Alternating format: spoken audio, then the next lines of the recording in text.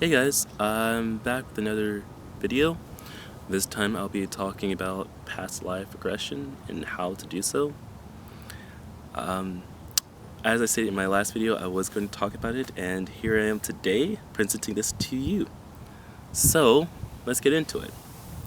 In order to do a past life regression, you have to have a certain state of mind. Now, this state of mind actually consists of 5 things. The first is being able to be in a meditative state. And I know this might be hard for some of you guys because in our daily lives, our minds tend to move 1,000 miles per second, and it might be hard or a little bit difficult to calm our minds down. I will be making another video about this in the future about how to do so, but for the sake of this video, that's the number one thing you need in order to partake in past life regression, or in order to do it yourself. Now, for the second step, you need to be able to accept previous lifetimes as a real possibility. The reason why I say that is because, or not necessarily accept, but be open to it. Because if you're closed-minded to the idea that you had previous lifetimes, the information isn't going to flow through you because you won't be allowing the information to flow through you if you're closed-minded. Now, if you are closed-minded about previous lifetimes, why are you on the video? Number one,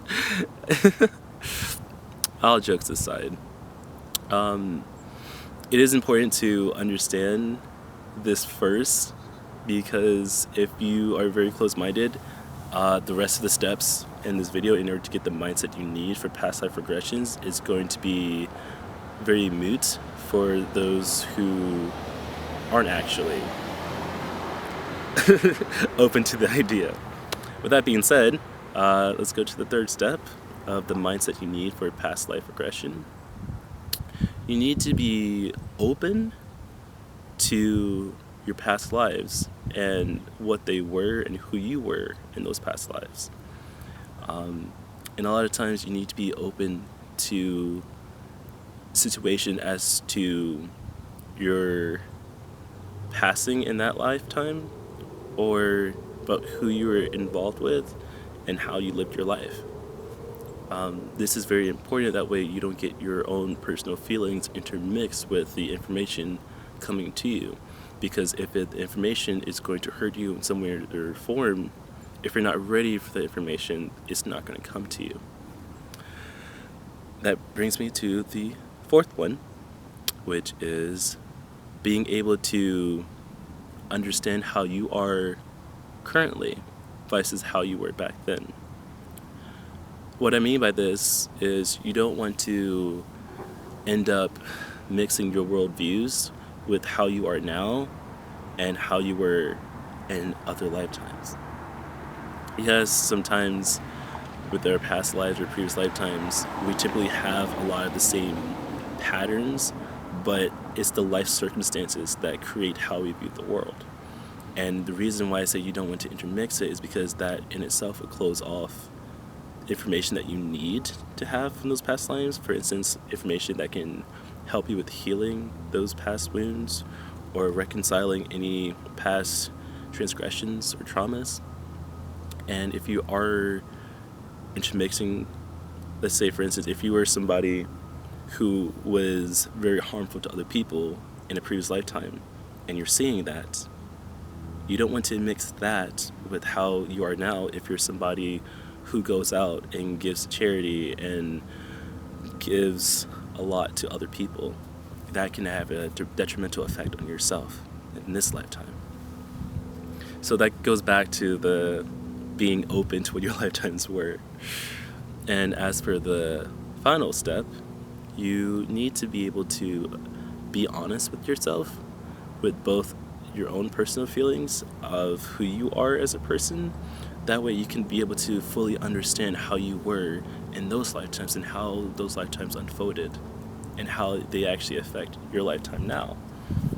I'm not sure if I'm going a little too fast. I feel like I might be, so give me a second. I'm going to transition really fast.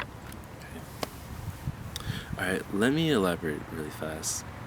What I mean to say is, if you're not completely honest with yourself as you are now, you're never going to be able to understand how you came to be from previous lifetimes, because you need to be able to see how you came into yourself as you are currently.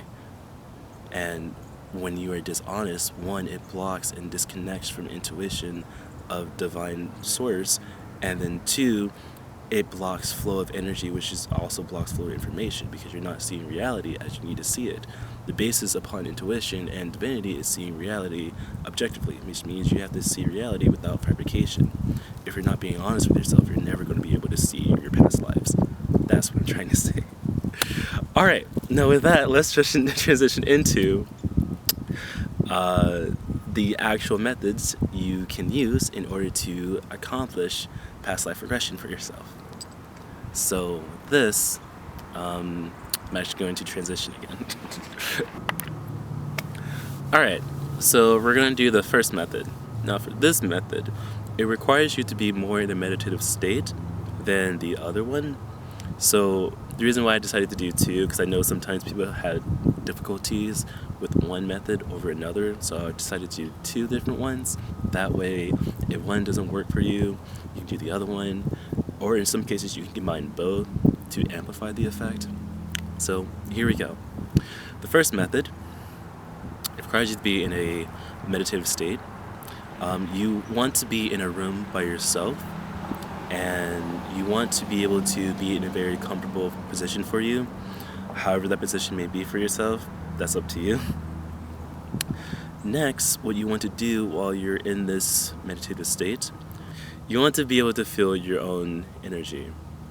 And with this, after a while of feeling your own energy, you want to be able to think about other time periods prior to the one we exist in currently.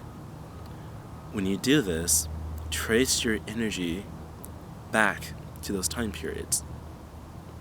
Typically, when you do this, you'll start receiving visions of previous lifetimes. Now, I want you to hold up for a second, because one thing I know is it's a lot easier to trace your lifetimes back in this plane, which we call Earth, because you're connected more so with Earth energy. But there is a real possibility you could have lifetimes in other places. So when you trace back time periods, try not to limit yourself by tracing back time periods only in this planetary plane. Trace it back objectively. That way you can be able to see lifetimes from other places as well. And for the second method, what I want you to do is, it requires a little less meditation, but it does require a bit more brain activity, if you will. For this one, you need to be able to still sense your energy, but you need to be able to hold your hand out and funnel and channel all of your energy into a tiny little ball in your palm.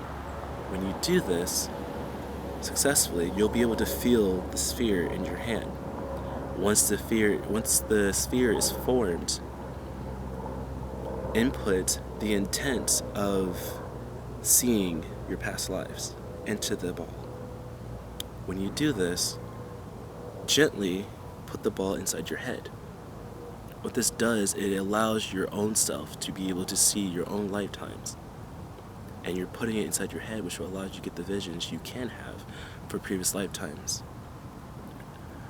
And those are the two methods. There's not much I really need to say about it. If you guys have any questions, let me know. I'll make a follow-up video. If this proves to be a bit too complex, I'll try to simplify it. But anyways, thanks for watching, and I'll see you guys later. Bye.